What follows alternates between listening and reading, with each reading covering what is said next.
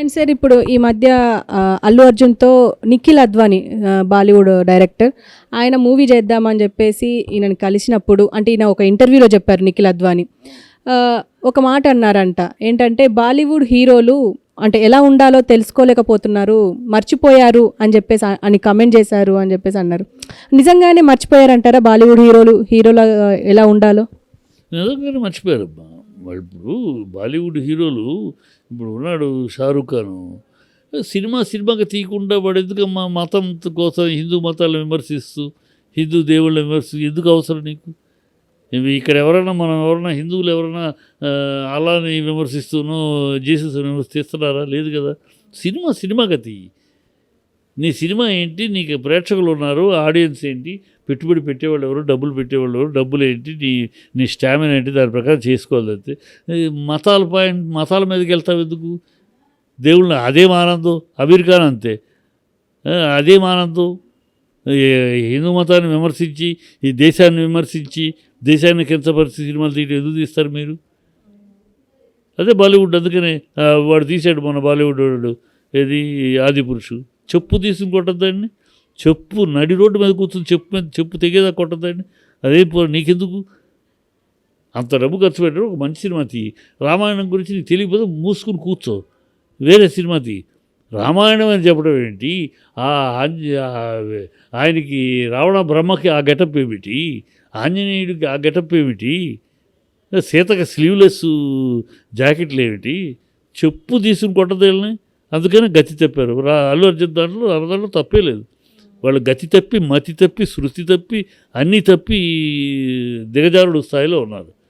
అందుకనే అన్నాడు వాస్తవం. బాలీవుడ్లో ఒక ఇది పోయింది, నిజాయితీ నిబద్ధత ఇది పోయి ఏదో గాలిగా ఏదో చేసేసి హాఫ్ నాలెడ్జ్ తోటి పురాణం తీయాలంటే నాలెడ్జ్గా పెంచుకొని శుభ్రంగా దాన్ని స్టడీ చేసి హాఫ్ నాలెడ్జ్ తోటి చేసి ఒక మతం యొక్క విశ్వాసాలని కోట్లాది మంది యొక్క విశ్వాసాలు కించపరచడం అది గొప్పగా ఏదో మీరు స్పెషల్గా స్టేటస్ అనుకుంటూ బుద్ధి తక్కువ.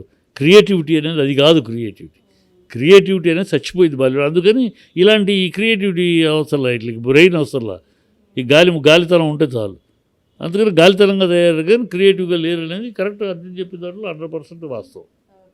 అండ్ సార్ ఒకప్పుడు బాలయ్య గారి ఇంట్లో కాల్పులు జరిగాయి, అది సురేష్ పైన జరిగాయి, అంటే బెల్లంకొండ సురేష్ పైన జరిగాయి అని చెప్పేసి మనకు తెలిసిందే.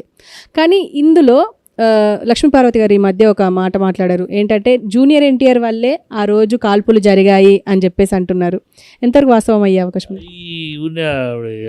అనవసరం ఆవిడ ఇలాంటి విషయాలు మాట్లాడటం అనవసరం. ఆవిడ గౌరవాన్ని పోగొట్టుకుంటూ తప్పితే తప్పది. అనవసర విషయాలు అయ్యి బెల్లంకొండ సురేష్కి బాలయ్యకి ఏం జరిగింది, వాళ్ళిద్దరి మధ్య ఏం తేడాలు వచ్చి ఎందుకు ఆ కాల్పుల విషయం జరిగింది అవన్నీ కూడా తేలిపోయి అన్నీ కామ్ అయిపోయి విత్డ్రా చేసుకున్నాడు బెల్లంకొండ గారు ఆఫీసులో. అది దాన్ని ఇప్పుడు కెలికి ఈవిడేదో పక్కన ఉన్నట్టు, ఆ టైంలో ఈవిడే పక్కన ఉన్నట్టు, ఇవన్నీ అనవసరపు కెలుకుడు.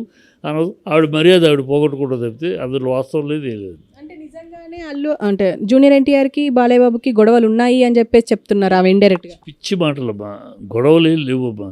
కుటుంబం పెద్ద ఇంటి పెద్దగా రామారావు గారి నందమూరి వంశానికి పెద్దగా బాలయ్య ఉన్నాడు. ఇవాళ బాలయ్య మాటగా అందరూ కట్టుబడే ఉన్నారు. రాజకీయంగా వేరు. రాజకీయంగా జూనియర్ ఎన్టీఆర్ రాజకీయాలకు రావట్లేదు, దూరంగా ఉన్నాడు. తన కెరీర్ ఉంది, 20 ఏళ్ల మహత్తరమైన కెరీర్, ఇంటర్నేషనల్ కెరీర్ ఉంది. సో తను నమ్ముకున్న ప్రొడ్యూసర్లు, తను నమ్ముకున్న డైరెక్టర్లు వాళ్ళని చూసుకోవాలి, వాళ్ళ మీద బాధ్యత ఉంది దానికి. కనుక తన రాజకీయాలు ఇప్పుడప్పుడే తనకు అవసరం లేదు, దూరంగా ఉన్నాడు. అదే దూరం తప్పితే, రాజకీయాల విషయంగా దూరం తప్పితే మిగతా కుటుంబ పరంగానే మరే విషయంలోనూ దూరం లేదు. అది అలా ఎవరన్నా అనుకుంటే వాళ్ళ మూర్ఖత్వం, అలా క్రియేట్ చేయాలనుకున్న వాళ్ళ భ్రష్టత్వమే అవుతుంది. అండ్ ఇప్పుడు మనం మెగా ఫ్యామిలీకి సంబంధించి ఏంటంటే ఇటు అల్లు అర్జున్ నాగబాబుకు మధ్య గొడవలు ఉన్నాయి అని చెప్పేసి చాలా వార్తలు వింటూనే ఉన్నాము, చూస్తూనే ఉన్నాం. కానీ నిహారిక రీసెంట్గా ఒక వాక్య చేశారు ఏంటంటే అసలు మా ఇంట్లో అలాంటి డిస్కషనే జరగట్లేదు, వాళ్ళిద్దరి మధ్యలో ఎలాంటి గొడవ లేదు అని చెప్పేసి సీదా చెప్పేసిండ్రు.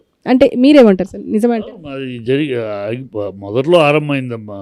ఎప్పుడైతే అర్జున్ వెళ్ళి అక్కడ తన ఫ్రెండ్ అని చెప్పి చేశాడో ఇమీడియట్గా నాగబాబు ట్వీట్ చేశాడు. నాగబాబు ఎప్పుడైతే కొంచెం తొందరపడతాడు, ముందు వెనక ఆలోచించకుండా గబుక్కుని చేసేస్తాడు.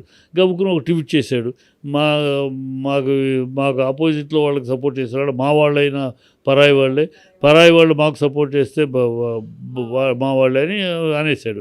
పుసుకుని ఫ్యాన్స్ రెచ్చగొట్టారు. ఆయన ఎప్పుడు అంతే పుసుకుని ఏదో అనేస్తాడు, ఫ్యాన్స్ రెచ్చిపోతారు. తర్వాత మళ్ళీ అది పెట్టినాక అలా చిరంజీవి గారు ఏదో మందలిచ్చినట్టున్నారు. ఇమీడియట్గా ఆ ట్వీట్ మళ్ళీ వాపస్ తీసేసుకున్నాడు. దాంతో అయిపోయింది. ఆయన కోపడి ఉంటాడు డెఫినెట్గా. ఎందుకంటే ఇప్పుడు ఆ కుటుంబంలో ఒకళ్ళమ్మ చిరంజీవి వల్ల మిగతా వాళ్ళందరూ ఆయన స్టార్డమ్ బట్టి వీళ్ళందరూ హీరోలు అవుతూ ఉంటే ఈ మొత్తం వ్యవస్థని నిలబెట్టి వెన్నెముకలాగా కాపాడుకుంటూ వచ్చింది, ఇంక్లూడింగ్ చిరంజీవి స్టార్డమ్ అని కాపాడుకుంటూ వచ్చింది అల్లు అరవింద్ అనేవాడు లేకపోతే చిరంజీవి మెగాస్టార్ హాఫ్ నాలెడ్జ్ తోటి చేసి ఒక మతం యొక్క విశ్వాసాలని కోట్లాది మంది యొక్క విశ్వాసాలు కించపరచడం, అది గొప్పగా ఏదో మీరు స్పెషల్గా స్టేటస్ అనుకుంటూ బుద్ధి తక్కువ. క్రియేటివిటీ అనేది అది కాదు. క్రియేటివిటీ అనేది చచ్చిపోయింది బాల్యం. అందుకని ఇలాంటి ఈ క్రియేటివిటీ అవసరంలా, ఇట్లా బ్రెయిన్ అవసరంలా, ఈ గాలితనం ఉంటే చాలు. అందుకని గాలితనంగా తయారు కానీ క్రియేటివ్గా లేరు అనేది కరెక్ట్. అర్థం చెప్పిన దాంట్లో 100% వాస్తవం. దాన్ని ఇప్పుడు ఈవిడేదో పక్కన ఉన్నట్టు, ఆ టైంలో ఈవిడే పక్కన ఉన్నట్టు, ఇవన్నీ అనవసరపు కెలుకుడు. ఆవిడ మర్యాద ఆవిడ పోగొట్టుకుంటూ తప్పితే అందులో వాస్తవం లేదు, ఏం లేదు అనే సౌధం కూడా లేదు. అది తెలిసిపెట్టుకోండి. ఎందుకంటే ఇవాళ ఆయన స్టార్ అయినాక అందరికీ మేము చిన్నప్పటి చూసాం కనుక ఎంత కష్టపడ్డాడు. తన మేధావితనము, అల్లు అరవింద్ మేధావితనము, అల్లు అరవింద్ చాకచక్యము, ఎప్పుడు సందర్భం ఏ సమయాన్ని బట్టి టక్ అని ఎక్కడ తన భావాన్ని చిరంజీవి గారిని ఎట్లా ముందుకు తొయ్యాలి, ఎట్లా ముందుకు తీసుకెళ్ళాలి, రామారావు గారు నీటికి వెళ్ళగానే ఆ వ్యాక్యూమ్ని ఎలా పట్టుకోవాలి, కృష్ణ గారు వయసు అయిపోయి కృష్ణ గారు ఎంపీ అయిపోయి ఆయన ఆ గ్యాప్ను టక్కని ఎలా ఆక్రమించాలి, ఎట్లా ఎన్ని మహత్తరమైన వ్యూహరచన చేసింది. ఆ మెట్టు చిరంజీవి ఆ స్థాయికి వెళ్ళటానికి పాటుపడింది, వెన్నెముకలా నిలబడింది. అరవింద్ను కాదని వీళ్ళెవ్వరూ మాట్లాడలేరు, ఇంక్లూడింగ్ చిరంజీవి కూడా మాట్లాడలేడు అల్లు అరవింద్ను కాదని. ఎందుకంటే అల్లు అరవింద్లు అయితే వీళ్ళెవరు ఇంత వ్యవస్థే లేదు. అల్లు అరవింద్ చిరంజీవి గారి హీరోగా రావడానికి ముందే ఆయన గీతా ఆర్ట్స్, అల్లు రామలింగయ్య గారి కొడుకు, అల్లు రామలింగయ్య ఒక స్టారు, ఆయన కొడుకు అప్పటికే ప్రొడ్యూసరు, ఇండస్ట్రీలో అప్పటికే 10 ఏళ్ళకి అప్పటికి చిరంజీవి గారు వచ్చేప్పటికే 15 ఏళ్ళుగా ఇండస్ట్రీని చూస్తున్నవాడు కనుక ఇండస్ట్రీ మెళుకువలు తెలుసు. ఎట్లా తన భావన ఎట్లా మెట్టు తీసుకెళ్లాలో అలా బ్రహ్మాండంగా తీసుకొచ్చాడు. సో దాంట్లో ఎవడు డిస్ప్యూట్ చేయడానికి లేదు. అది మేమందరం కళ్ళారా చూసాం. ఆయన ఎఫర్ట్ ఏంటి, అరవింద్ గారి ఎఫర్ట్. అరవింద్ గారు లేకపోతే, ఆయన మేధావితనము, ఆయన చాకచక్యము, ఆయన వ్యూహరచన లేకపోతే ఇవాళ ఈ ఇంత సీన్ లేదు కనుక ఆయన ఎవరు చిరంజీవిగా తెలుసు. అందుకని నాగబాబు తొందరపడి చేస్తే ఇమీడియట్గా మందలిచ్చాడు. నాగబాబు ఇమీడియట్గా ట్వీట్ వెనక్కి తీసుకున్నారు. అంతేగాని అమ్మాయి అన్న దాంట్లో కరెక్ట్. అప్పుడప్పుడు టెంపరీ అంతే, తర్వాత ఎవరు దాని గురించి పెద్దగా చర్చించుకుని ఉండరు. ఎందుకంటే చిరంజీవి గారు ఎప్పుడైతే కోపడ్డారో దాని మీద చర్చ ఉండదు. అది okay sir, thank you very much.